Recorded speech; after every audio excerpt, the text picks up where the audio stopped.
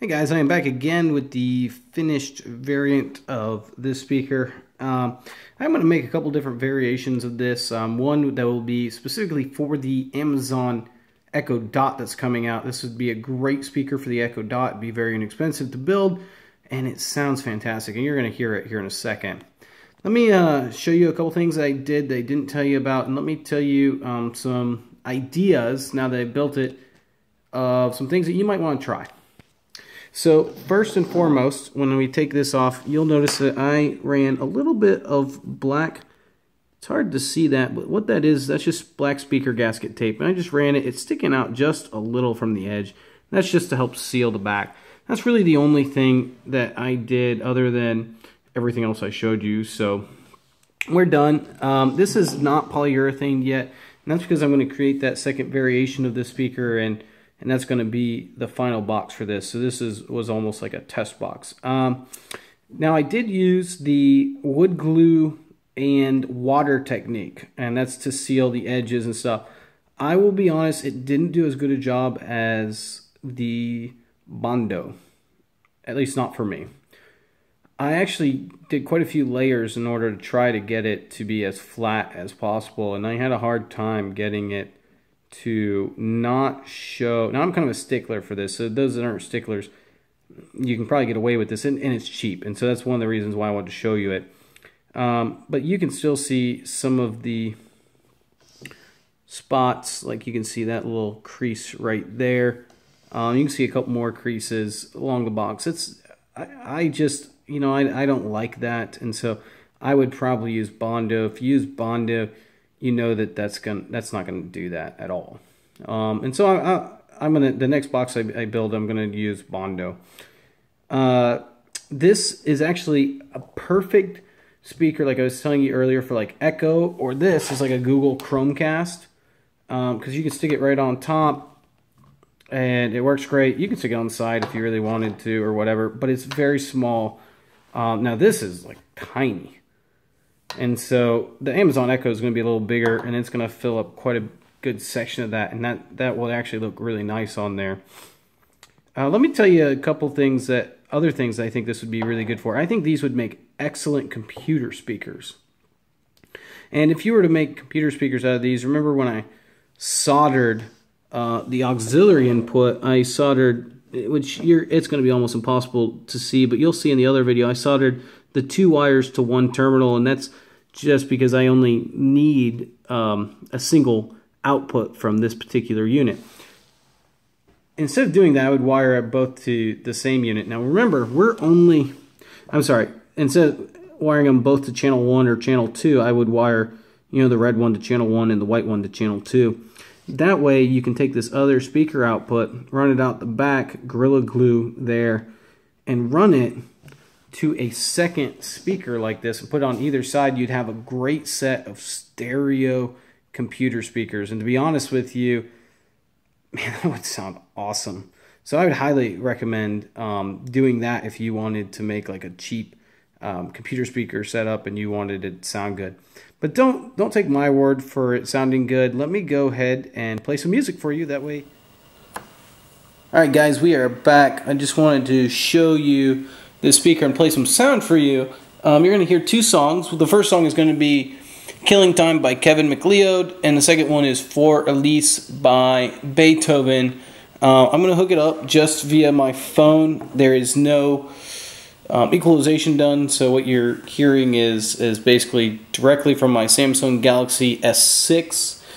And one thing I want you to pay particular attention to is how much that woofer moves and how much bass you're getting out of it. For near-field speakers, these are pretty darn amazing.